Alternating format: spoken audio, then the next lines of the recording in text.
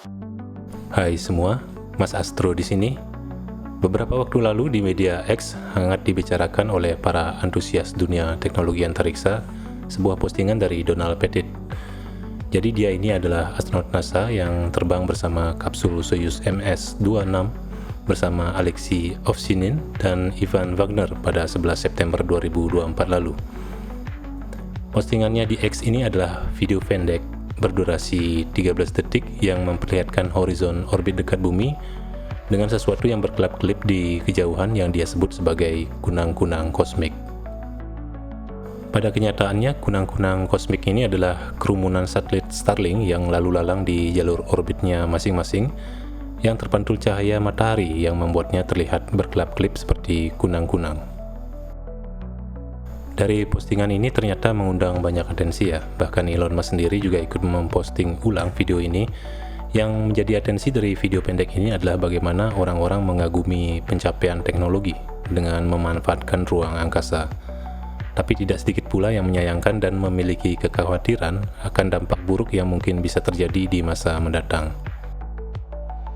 Kekhawatiran ini tentu saja memiliki dasar ya, karena saat ini saja ada hampir 6.000 satelit Starlink yang sedang menghubungi bumi, belum lagi dari OneWeb yang jumlahnya lebih dari 600-an.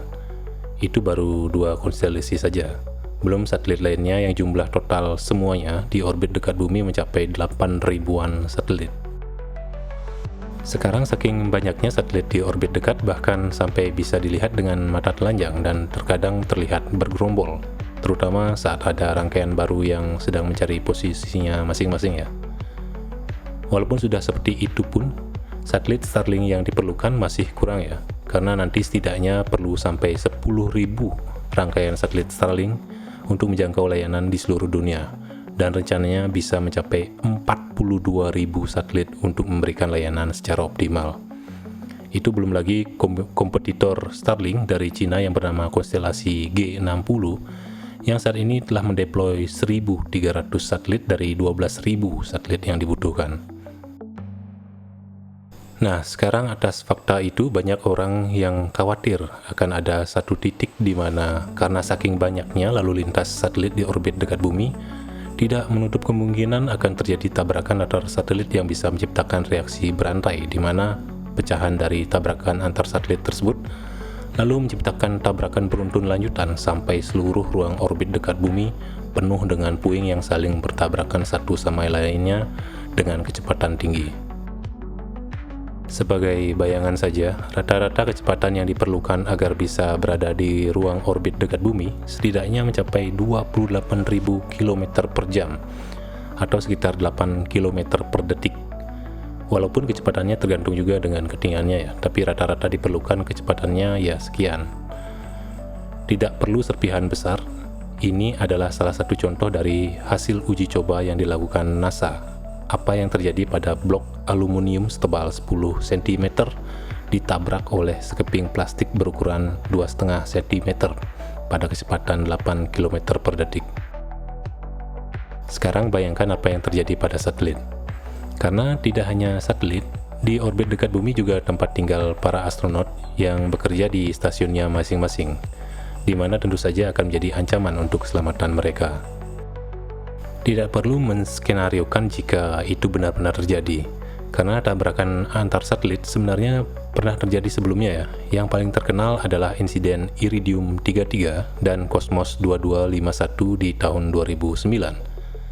Di mana keduanya bertabrakan pada kecepatan 11,7 km per detik di ketinggian 789 km.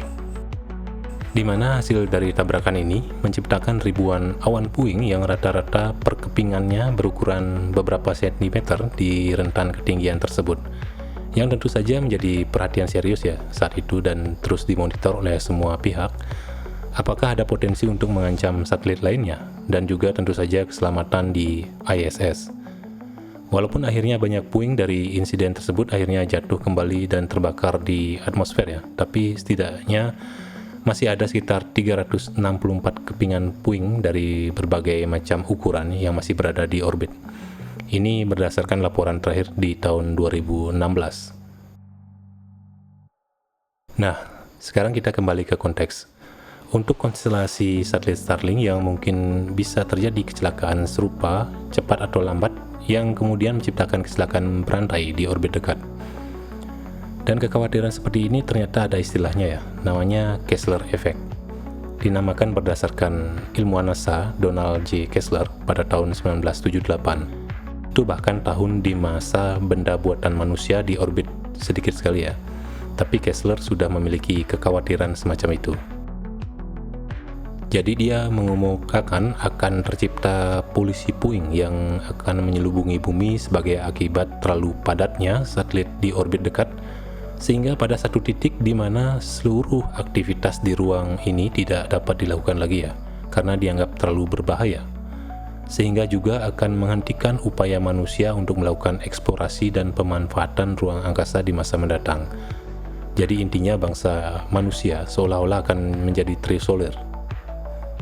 Selain pandangan dari sudut pandang kalkulasi ilmiah oleh seorang ilmuwan, kekhawatiran semacam ini juga menjadi plot pada beberapa karya sains fiksi ilmiah seperti film, seperti yang digambarkan pada film Gravity,